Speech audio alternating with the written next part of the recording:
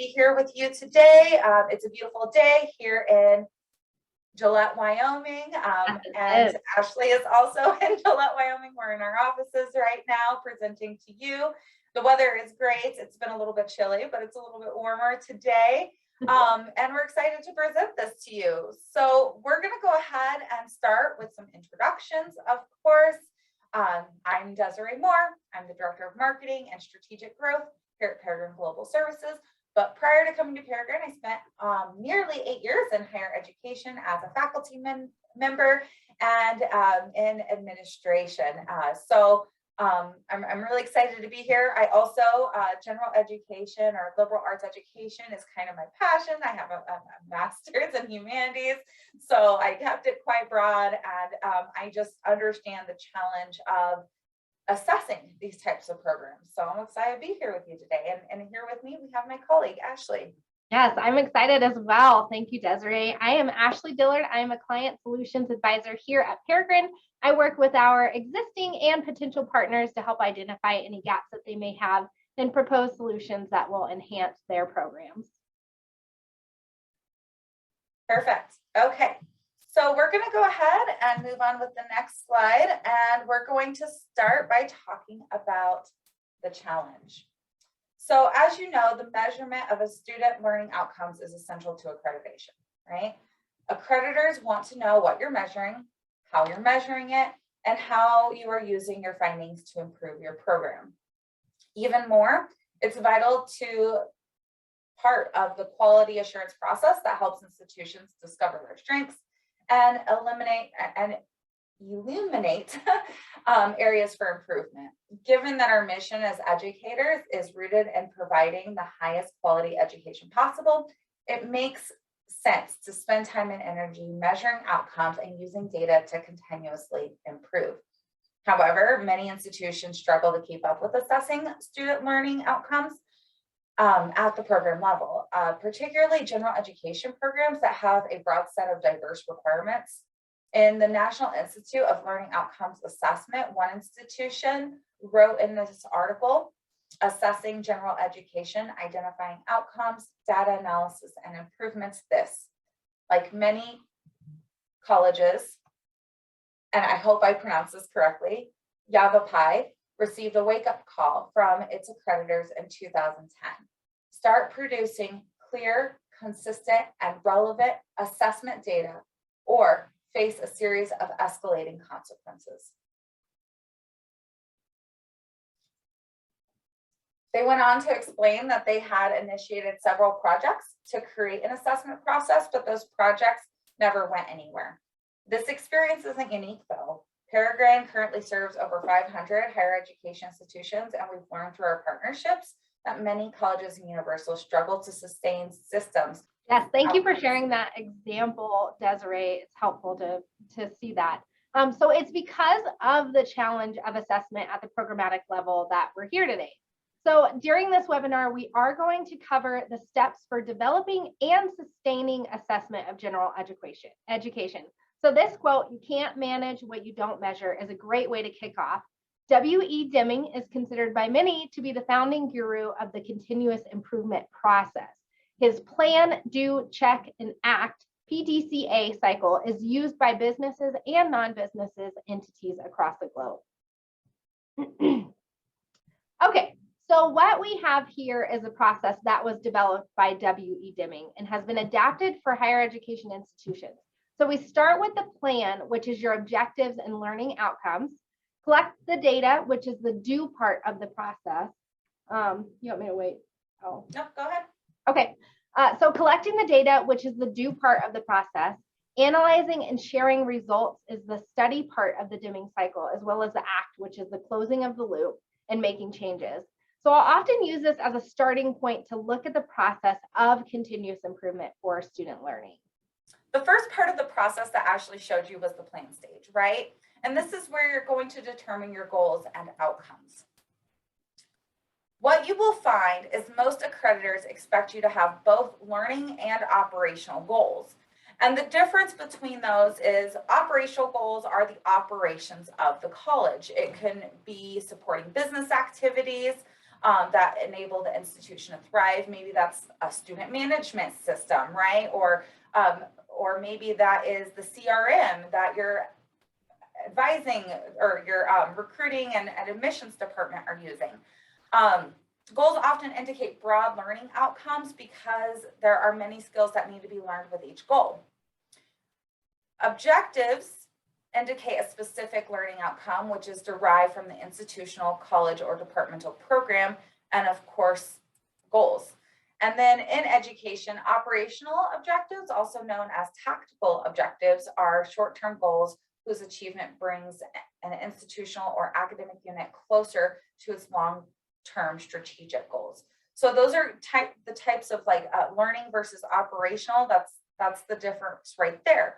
Learning goals specifically, though, are the product of faculty reflection on the skills, attitude, and knowledge that they expect students to learn as a result of matriculating through an institution's program, right? They are the roadmap for the curriculum, and they are the foundation in which the assessment program is built. However, learning goals are broad and not sufficiently specific and observable and can't be measured, right? They're quite broad. And what I always like to say here is that when you're looking at building out a program, sometimes, or your learning outcomes, a lot of institutions or faculty will resort to saying, oh, well, what does my curriculum say? What textbook am I using? And what can I base my learning outcomes off of the curriculum? But really, your learning goals need to, and your learning outcomes, which we'll talk about in just a moment, they need to guide your curriculum, the curriculum you choose. Your curriculum does not guide your goals and your outcomes. So goals are broad, general, and difficult to measure, right? That's what we just said. But we can't manage what we don't measure. Isn't that what you said, Ashley? Yeah. Yeah, so we need to be able to measure them. So that's why we come to outcomes. So there's learning goals and then there's learning outcomes. So goals express what you want your students to be able to do broadly upon graduation, and outcomes or objectives, we can use those interchangeably, describe what you want your students to do or make as evidence for achieving that outcome. So student learning outcomes or objectives should be measurable. Students should be able to demonstrate those. Outcomes are performance indicators of the goal. And to be accessible, outcomes must be written so they specify behaviors we can observe or results we can measure. All right, so what does a learning outcome look like? We said it has to be specific. We said it has to be measurable, right? It has to be observable, so we know the student can demonstrate it. We can't just be like, oh, well, I think they can demonstrate it. We have to know that they can demonstrate it. So a well-written learning outcome is going to include a action verb, a subject content, level of achievement, and condition of performance if applicable. And we're going to go over that just a little bit more in depth and break down those parts and show you some examples. And also learning outcomes should have a measurement rubric associated with the objective. So every single time you should have a rubric that clearly demonstrates how that learning outcome is met and how it is demonstrated. And that's part of also the documentation process that you need for a good assurance of learning and assessment process. So let's start with Bloom's original taxonomy. So we're very familiar with Bloom's, the original taxonomy, 1956, and it identified the following levels of cognitive learning. And they range from lower order to higher order levels of learning. So we start with knowledge, then comprehension, then application, analysis, synthesis, and evaluation. Now, this was revised later on. One of Bloom's students, along with a ton of curriculum developers and educators and people in the field who are experts in this area, revised the taxonomy. And it identifies new levels of cognitive learning, arranged from lower order to higher order levels of learning. So what was remembering is is recognizing, listing, naming, identifying, and then we have understanding, which is constructing meaning from oral, written, and graphic messages through interpreting, exemplifying, classifying, summarizing, inferring, and comparing and explaining. Applying, use information in new ways, carry out or using a procedure or a process through executing or implementing. Analyzing, that's organizing, structuring, taking bits and pieces of information and putting them into new orders. And then we have evaluating, which is really making judgments based on criteria and standards through checking and critiquing. And then finally creating, which is the highest level of Bloom's taxonomy. And that's putting elements together to form a coherent and functional whole, reordering elements into a new pattern or structure through generating, planning, or producing. You'll see here that the verbs in this list are, you'll look and you'll see that the verbs over here on the right-hand side are going to be those lower level verbs that you're going to use in your outcomes. So what that means, if you're looking at like undergraduate level, that first 2 years of college, and you're probably going to be teaching at that lower Bloom's, it's really going to be getting students to be able to list things, name things, recognize things, identify things. And then as they move on in their academic journey and they acquire new skills and they're able to climb kind of up those different levels of Bloom's taxonomy, you're going to see them be able to summarize and infer and then use and implement. And as they continue to grow, they're going to be able to reach that higher level, which is creating.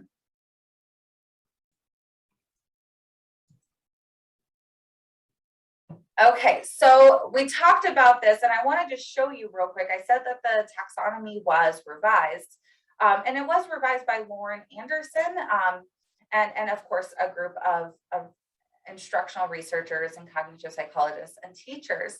The revision did update the taxonomy by switching, you'll notice, evaluation and synthesis, and then renaming it. So this just allows you to see, you saw the first one, which was the original, the second, which is our final Bloom's taxonomy, and this just kind of shows you how that was revised.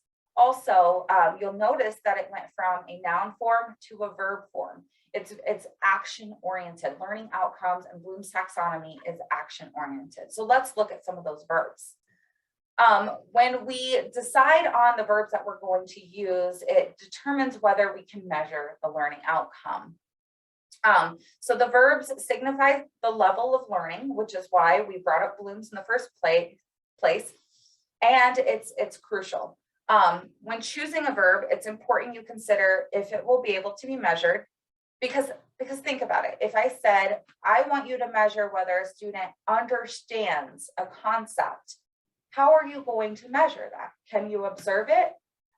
No, it's not as easy to measure understanding. It's not as easy to measure whether the student knows something because you can't see what's going on in their head. So it's better to use verbs like evaluate, recognize, identify, list. Those are things that the students can demonstrate for you to let you know that they are competent in that area or have demonstrated that particular learning outcome. All right, we're going to go back to Ashley. Thank you, Desiree. So now I am going to talk about the assessment piece of this. So direct and indirect measures. So before we dig into the ins and outs of assessment, I think it's helpful to define assessment. So assessment is the systematic collection, review, and use of information about educational programs undertaken for the purpose of improving student learning and development.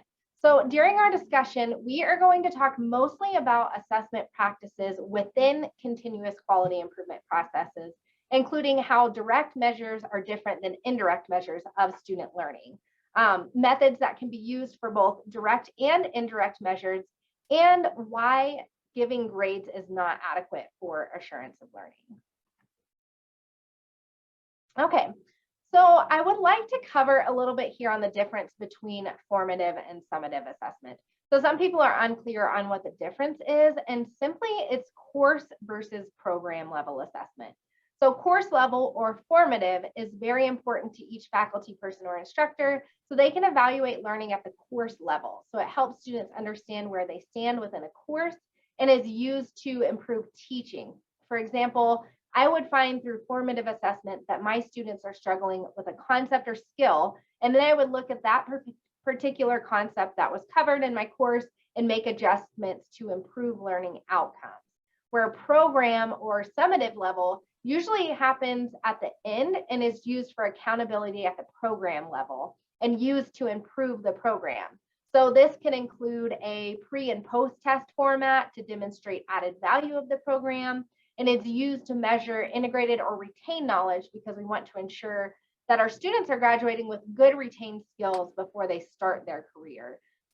So recently I worked with a school that found their students were not retaining knowledge related to macroeconomics within a business program. So after digging into the data with them, we found that the students were taking the class at the beginning of the program, and then those concepts are not really introduced again throughout the program.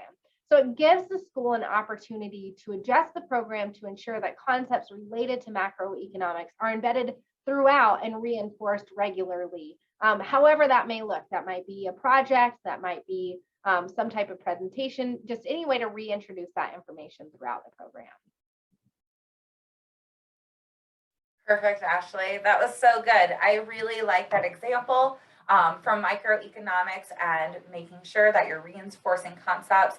You know, a lot of times when we think about taking measurements of student learning, we worry that maybe faculty will be, you know, reprimanded if the scores don't come in as high as they'd like to see. But that's a good example of how the data that you're collecting at the programmatic level is not a hammer, it's a flashlight, right? It's meant to eliminate the bright spots. Yes, it's meant to eliminate those bright spots and then look for gaps and figure out how you can enhance the program and improve integrated knowledge. And the example of, yeah, the microeconomics course was wonderful, and the faculty who taught that were doing an exceptional job. But you know, it happened at the beginning of the program, and then students didn't touch it for 2 to 3 years. So obviously, they're not going to remember all those concepts. So how can you integrate them in a different way? Mm-hmm. So when we're talking about student learning and how it can be measured, there's several methods. The methods are most commonly grouped into 2 categories. So we have direct assessment and then indirect assessment. Best practices tell us to use both. A lot of times what we will see is that direct assessment is impacted. Like if we look at our direct assessment results, we can explain them using our indirect assessment results. So what are they? Well, a direct measure is really directly measuring what your students know, right? What is their retained knowledge, also called integrated knowledge, and what are the skills that they demonstratively, objectively have.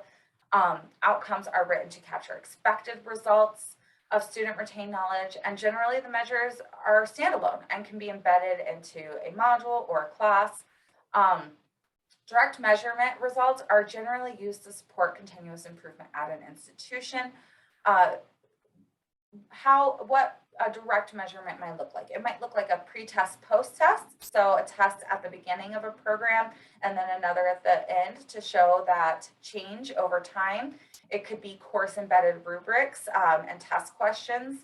It could be exit exams, external assessment exams, locally developed exams, all of those different things. I think it's important to talk about some best practices though for direct assessment. And these are a few that we've collected that, you know, by working with our partners, and I think they're really good.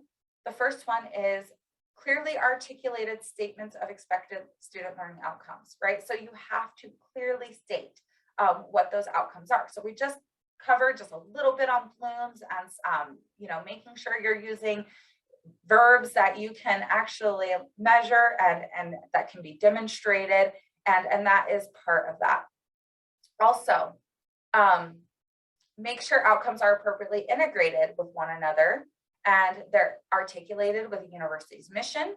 Outcomes are congruent with relevant discipline, and outcomes are expected for all of the program graduates.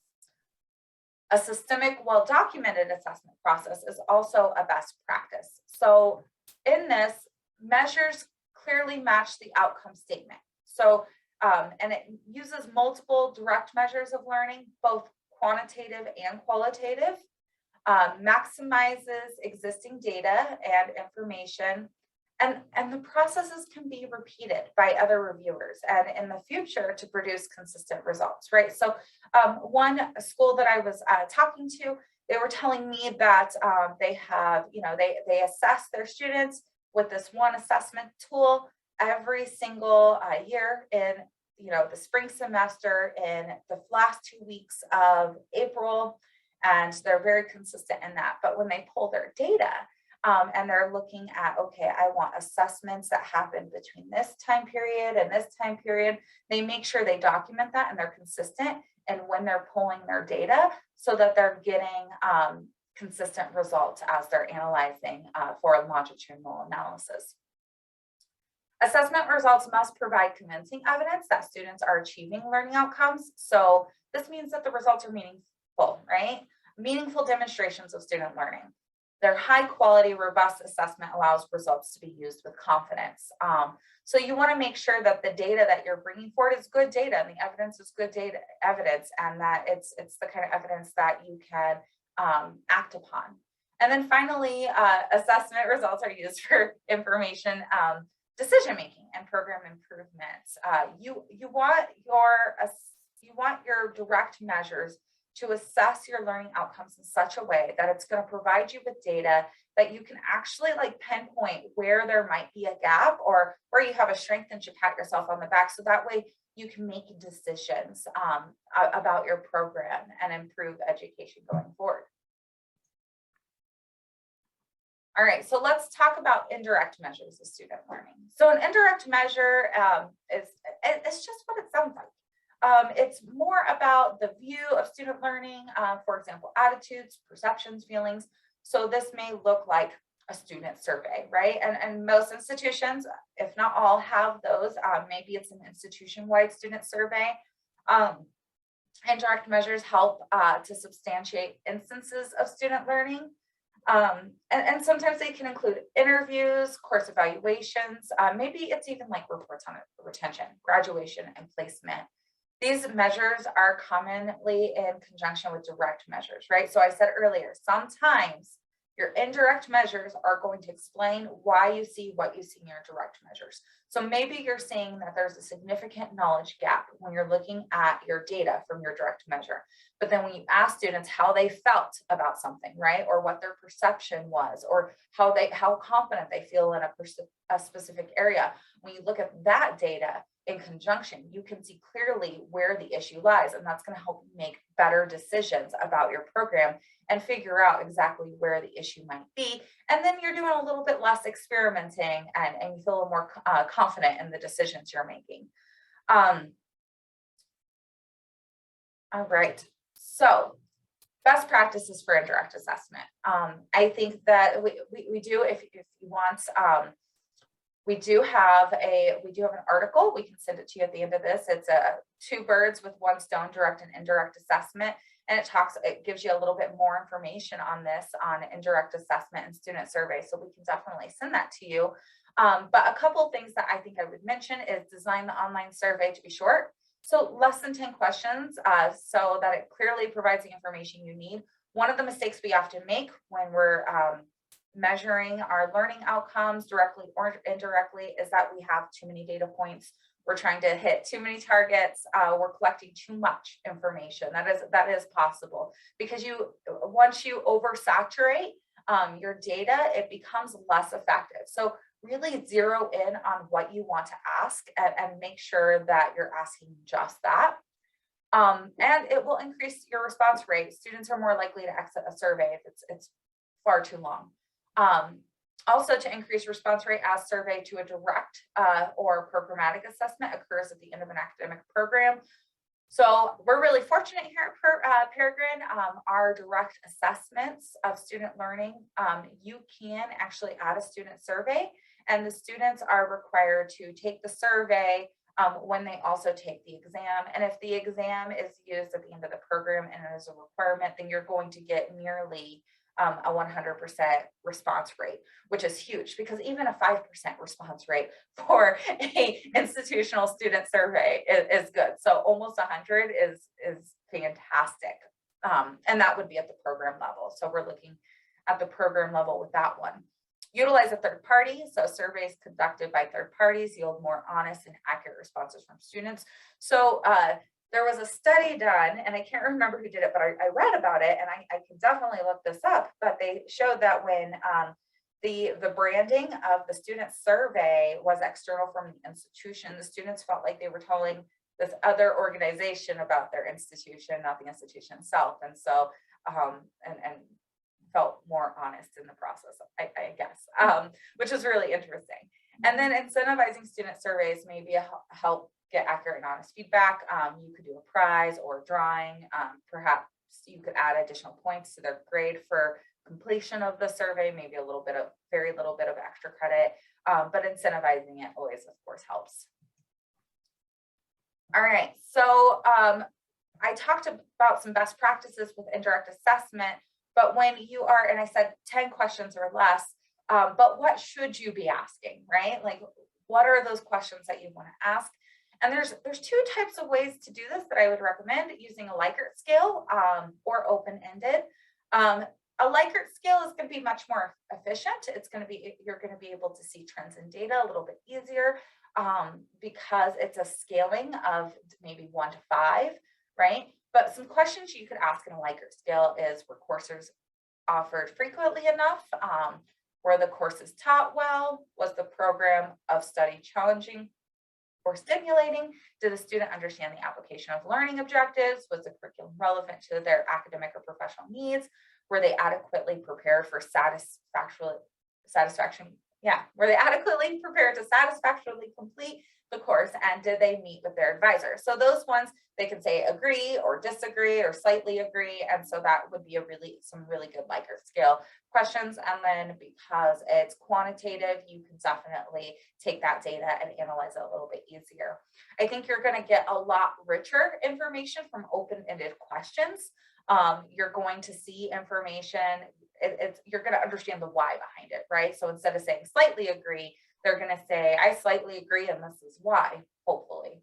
But the problem is that it's not as efficient. It takes a lot more time and energy to sift through open-ended responses, and it's a lot harder to find trends in the data. But some good questions you could ask are like, what did they like best about their academic experience? What did they like least about it?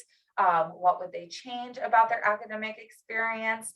And so those are some good questions you can ask.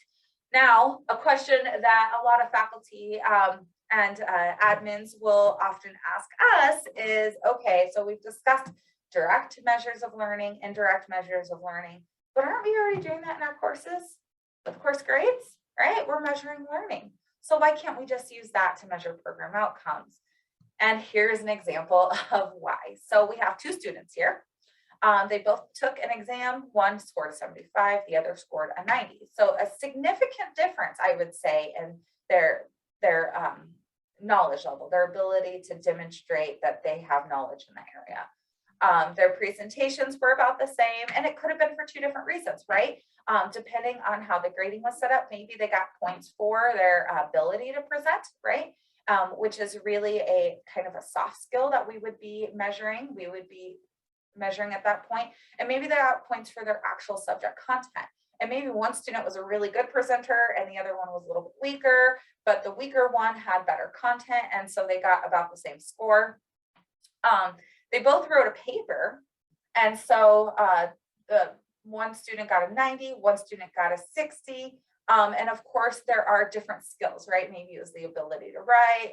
Maybe this student who did really poor on their paper and good on their exam, maybe writing is not their strong suit. So that's why it really came in at a 60, where the student who did not as well in the exam came in at a 90, okay? And then participation points. We give participation points, but those are not an indicator of how much they've learned. As you know, students can show up to class every single day and learn nothing if they really wanted to, right? But if you look at this and then you look at, you'll see that the final grade for each student is 81, right? So would you say, based on how I just explained that the students have equal levels of like, that demonstrates what the student knows and doesn't know? No, right? Absolutely not, because that it's not a very clear and accurate representation of a student's and grade knowledge and specifically in what area. So next we're gonna move on to analyzing the data, and I'll pass it back over to Ashley.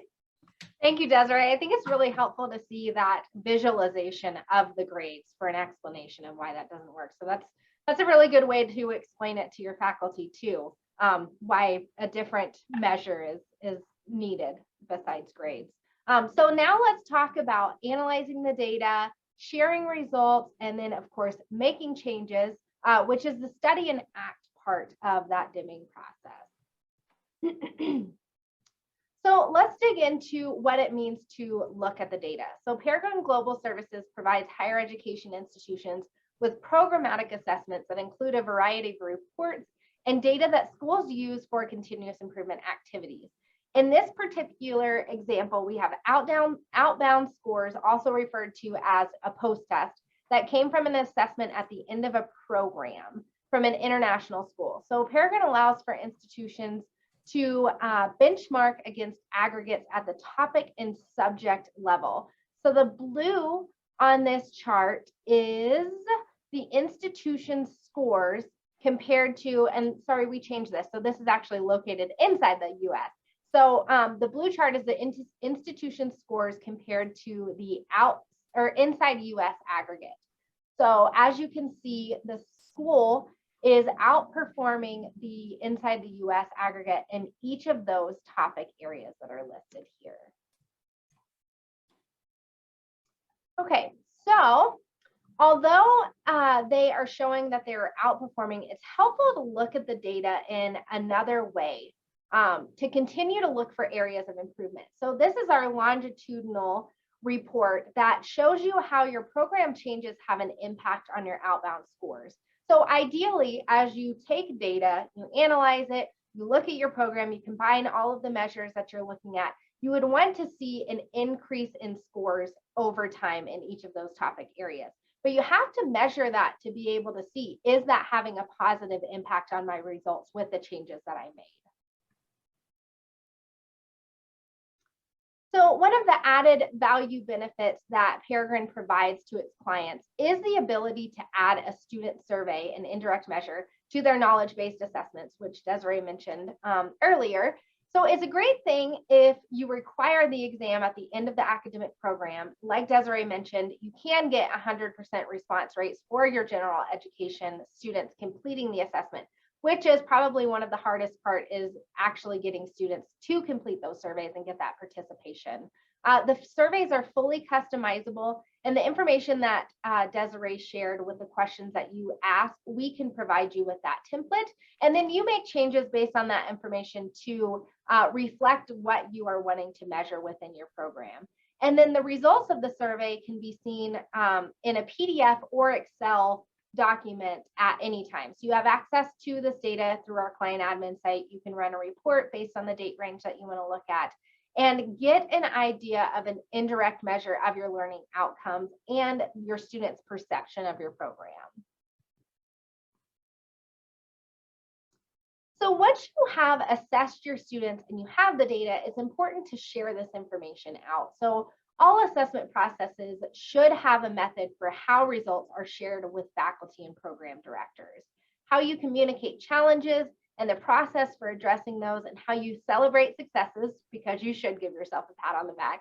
Your assessment data should come with recommendations for improvement and be accompanied by historical data, just as you saw in the longitudinal analysis. And you must consider data outside of the assessment process. So you're going to look at your indirect measure, your direct measure, but you're also going to look at your faculty qualifications, your budget, and other indicators that could impact your results. So you're taking all of that information and looking at it as a whole as you pull those different pieces in. All right, thanks, Ashley. I'm sorry, I'm you are so right. you are looking at the entire whole. I can't say this enough though, when you make changes to your program based on your assessment data you collect, you need to track how those changes impact your program and evaluate if they work. Most changes that we make do lead to improvement, but not always. So when we're looking at changes, some best practices to making the changes based on the analyzing the data, just like Ashley went over, is to make sure that those changes are followed up upon, reassessed and measured. Often, I would say the following year and continuously to ensure the recommendation worked as planned. Changes and their effectiveness efficiency should be documented in the assessment report, and schools should look at their data points and assessment tools on a regular basis to see if they're working and replace or modify them when needed. Again, every time you make a change, anytime you make a suggestion, you need to document it. Maybe one of the things you'll also see is when you're analyzing your assessment data, you'll have maybe, let's say you have 5 areas that you have identified that need improvement, but you realize like it's not doable to raise the bar in every single area, in every area where you might see a knowledge gap. So maybe pick, let's say two of them based on, maybe the largest gaps that you see in retained knowledge or things that you want to improve, and concentrate on fixing those and assessing those and measuring that change. But then of course, document those other ones that you didn't touch and continue to look at those and monitor them each year with your assessment data, because maybe that is something that you tackle the next time if it continues. So I'm going to show you this here. It's our closing the loop graphic. It just really is a great way to demonstrate the assurance of learning process. So we have our learning outcomes, right? We have our learning outcomes, and they're really derived from our mission, vision, and values. So you can see here the mountain with the flag. And then we develop our learning goals and objectives. Then we map them, and we have our rubrics. We talked about rubrics being very important for direct measure. You want to make sure you run courses with the goals, objectives, and rubrics. Remember, your curriculum should be based on your objectives, not your objectives based on your curriculum. And then we assess.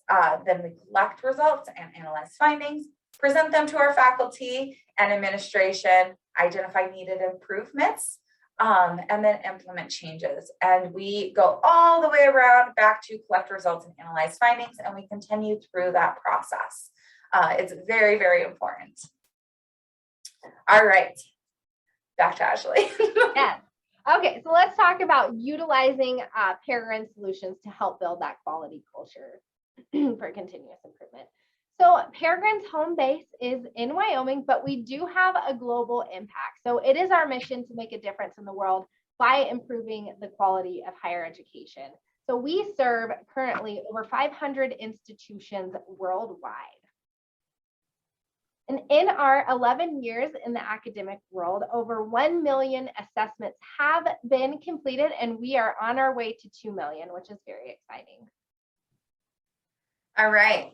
But the challenge we often see is that assessment of learning outcomes is a requirement for institutional accreditation and programmatic certification, but it's hard to find a flexible tool that is comprehensive, affordable, and with an external comparison that corresponds to the program. So what we have is our general education assessment. It is a customizable program level assessment solution. It has in-depth reporting. A lot of the reports that we just showed you when Ashley talked about analyzing our assessment data were our reports, and those were just pages out of our reports, and we'll discuss that a little bit more in depth here. But for our general education assessment, we have 31 topic areas by discipline, and each topic area is then broken out by subject, so it gets a little bit more specific in what you are measuring. So we have arts and humanities, and these are the topics, and then each of those are broken out into 5 or 6 subjects. Communications, literature and composition, math, algebra, science, social and behavioral sciences, and technology. So these are the topics that are comprise of our general education assessment. The key features that are really important is that the assessment is aligned, can be aligned with your learning outcomes by selecting from the various topics. It can be integrated directly into your learning management system for seamless delivery, and it has automated grade book posting. So let's say you wanted the assessment results to post to the grade book, you could do that. You have access to your results and your data 24/7 in our client admin portal.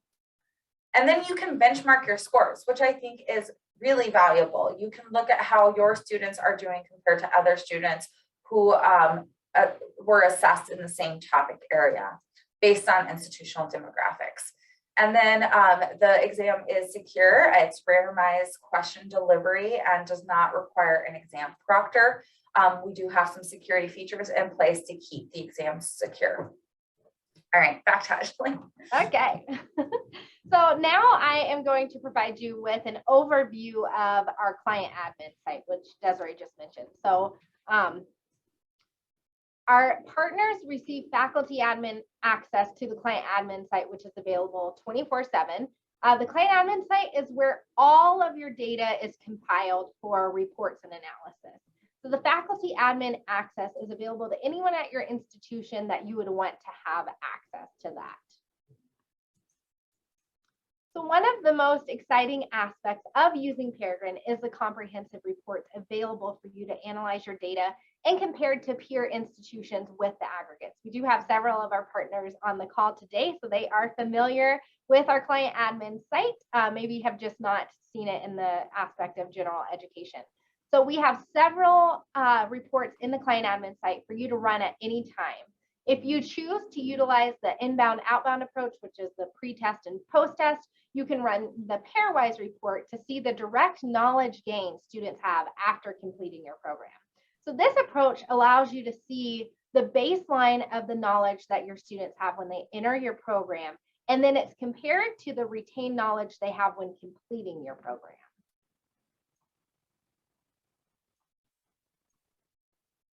There's lots of pop-ups. Okay, so we will provide you with this presentation so you can read through a few more of our reporting options. It would probably be too much to go into all the details. And at this point, you're not really trying to understand those reports, but you can see a list of what is available in the client admin site for you. So there are reports to analyze your data at the topic and subject level, which allows you to dig into those different areas to see your strengths and then also areas for improvement. So this provides you with the data that you need to start incorporating changes into your program. You can also compare your institution results to up to 5 aggregate pools side by side. Like Desiree mentioned, you can have that benchmarking capability. And maybe you want to see how your learners compare to other faith-based institutions, for example, or other privately owned not-for-profit institutions. Maybe you want to see other institutions that are accredited by your regional accreditor. We have a number of different options for you to select for comparison based on what you want to see. Okay, so another very popular report that we have available for you is the Response Distractors report. This report is really unique.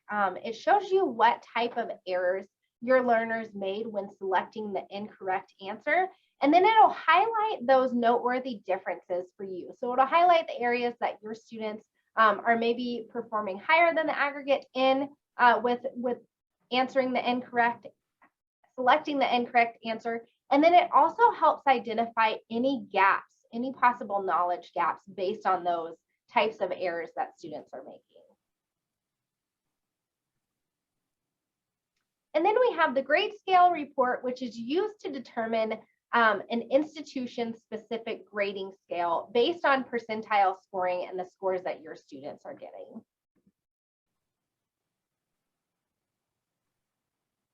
Okay.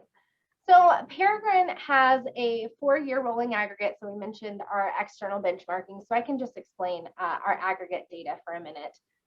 So our client data is confidential. So you're not going to be able to select specific institutions for comparison, but you can run the client schools and aggregate report. So you can see what institutions are included in each of those aggregate pools that you're using for comparison. And then you can also run the aggregate extraction report. That's available for you to see the aggregate data for additional analysis.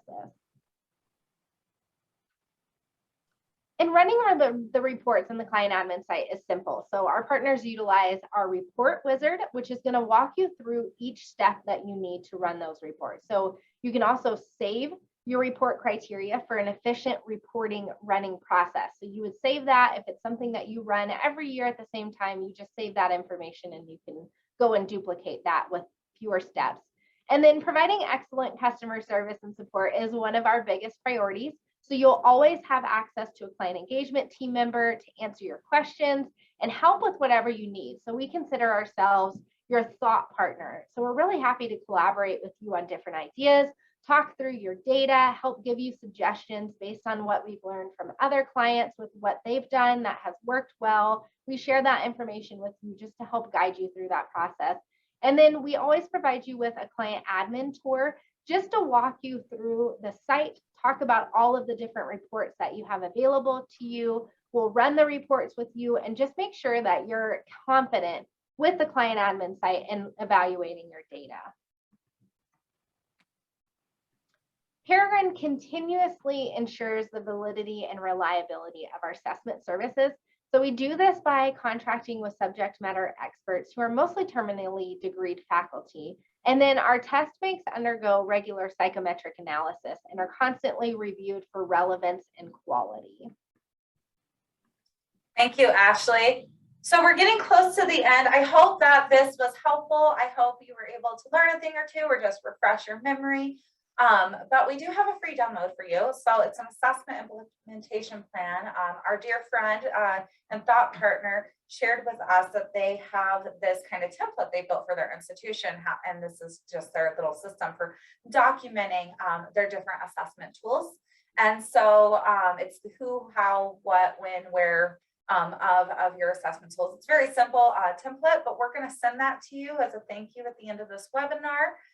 So just wanted to let you know about that. But let's open it up for questions. Okay. So, hi, Teresa. So Teresa said, can the Gen Ed assessment be combined as part of a business outbound exam? So for the general education topics, that would really be an assessment just specifically to that area. There are several topic areas that you can add to the business assessment. So we have advanced topic areas and supplemental topic areas, for example, sport management, advanced in marketing, but that general education topics, you would want that to be its own assessment. Yeah, I think so too. And I think that we'd be interested in hearing your goals, like why you would want to combine that, and then maybe figuring out what that could look like, and because sometimes you know yeah, sometimes there's a different way to achieve what you're looking for. So if you want, after this call, schedule a quick meeting with me or Ashley, even if it's 15 minutes, just to discuss what you're trying to achieve, so we can make sure that we're giving you good information. But yeah. Okay, perfect. Yeah, schedule, we'll send you a meeting link and go ahead and schedule a call with one of us, and we'll kind of dig into it and what the best solution would be for your particular program. So I just had a question come into the Q&A. It asks how it is customizable. So we kind of talked really quick about the topics that are available. So I'm going to just flip back through to that look of topics so you can see them. And then what we'll do is I'll explain how we customize the assessment for the person that asked. So how it works is you choose the topics that relate best to your learning outcomes, right? So maybe in arts and humanities, that's US history and world religions. And then in communication, you take out speech. And then in literature and composition, you take out English, right? And you say, these are the ones that we want to measure for our general education students or our liberal arts students. And what we recommend is around 10 to 12 assessment topics, right? So per assessment. And the reason being is for every topic you choose, it does deliver 10 questions, right? And those are randomly generated questions. It's randomized, so they're not going to receive the same questions. And that is how the assessment works. But that's how it's customizable. That is kind of what customizing the assessment looks like. It looks like choosing your topics, and then for every topic, the student will receive 10 questions on their assessment. Anything to add to the customization of that, Ashley? Well, I always like to mention that just like your example with Teresa's question, Peregrine is very flexible. So we do consider ourselves your thought partner. We want to work with you to help you achieve your goals. And one of the options that you have at Peregrine that is not that commonly utilized, but it is good to share that you do have this opportunity, is that you can upload your own custom test bank. So if there are questions that you want to continue asking, maybe you have your own assessment that you've been using internally created, and you want to continue to collect that data throughout your program, you can add those topic areas to the assessment. So it's customizable at the topic level, but you're also able to work with us to upload custom topics and questions if you do want to still capture that information. Absolutely, yeah, and you can measure those. The only downfall, I mean, it's not really even a downfall, it's just the only thing is that you have to realize, of course, nobody else has that topic, so it can't be compared against the aggregate or our external comparison. But you can measure it and look at longitudinal trends within your organization. You can compare cohorts. You can see student change over time. So you can, if you do it at the beginning of your program, the end of your program, you can see how those changes on a student by student basis if you wanted to. And so that is a really good point, Ashley. Yeah, and I'll also add to the customizable aspect of it. For example, if you're looking at a business program, you have the option to add different selections to that assessment so you can further analyze your data. So for an example, you would say, I want to see how my finance students are doing compared to my marketing students, or how my transfer students are doing compared to my non-transfer students. Another example would be if your institution has different campus locations. So see how those campus locations do compared to each other. I just recently worked with one of our clients who has a partnership with two businesses in their community to provide education to those businesses. And so they want to see how those students are doing separated out. So they just want to look at one set of students. So you do have that option to add those different questions onto the assessment when students register to be able to further analyze your data based on that information. So that's just another way that you can customize the assessment. Yeah, that's perfect, Ashley. I mean, there's so many ways you can customize how you get to look at the data and how the data is separated. You can customize, of course, based on your learning outcomes, and make sure it meets your needs. We did get a question, and it says we use Peregrine's assessments for our College of Business, but not for our Gen Ed. Is this Gen Ed assessment different from what Peregrine has previously offered? So the answer to that is no. So we offer a programmatic assessment for various programs. So we have general education, we have business, we have criminal justice, early childhood education, healthcare administration, public administration. Did I get them all? I think so. I did. Okay. And so those are all of our different assessment, like knowledge-based assessment solutions, right? So measuring integrated knowledge. So the Gen Ed assessment operates just like the business administration assessment. The difference really, of course, is the topics available. Sometimes what we'll see is we'll see schools who are looking at just, improving their assessment processes for institutional accreditation. Maybe it's not for program level accreditation like you would through a specialized accreditor, but maybe it's institutional accreditation, maybe HLC, who knows?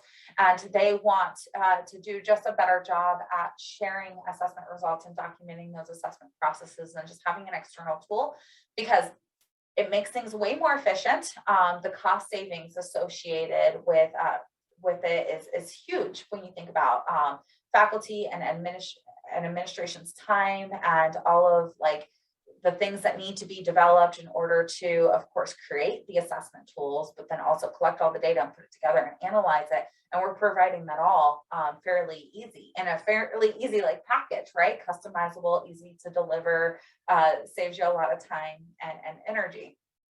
And so we'll see schools adopt it for institutional accreditation reasons. A lot of times at the associates level, of course, because it's, because they're usually looking at associate of arts and associate of sciences, and sometimes, at the bachelor level for those interdisciplinary liberal arts degrees and general education degrees. Yeah, and another thing that I would like to mention to Renee's question is that when Peregrine works with you on pricing, we do volume discounts based on services used for the entire institution. So you would get a discount based on the business assessments that you're utilizing, and that would take into account the estimated general education assessments you would also be using. So those different programmatic assessments that Desiree mentioned, the healthcare administration, public administration, early childhood, all of those go into your volume discount. So you do get a break at the institution level with Peregrine's assessment solutions. Mm-hmm. And any solutions that you utilize from us, whether that is academic leveling, our Write and Cite module, our leading edge learning modules, all those different options are considered for your volume discount. And Teresa asked, will this recording and slides be sent to the group? And the answer is yes, absolutely. But it looks like we're at the top of the hour and we don't have any more questions. We're just 1 minute over. So thank you so much for sticking out with us. Again, we hope this was educational and of value. We will send out the recording and the slides. You should receive an email from us in the next, I would say, 24 hours at the latest. So thank you so much, and you have a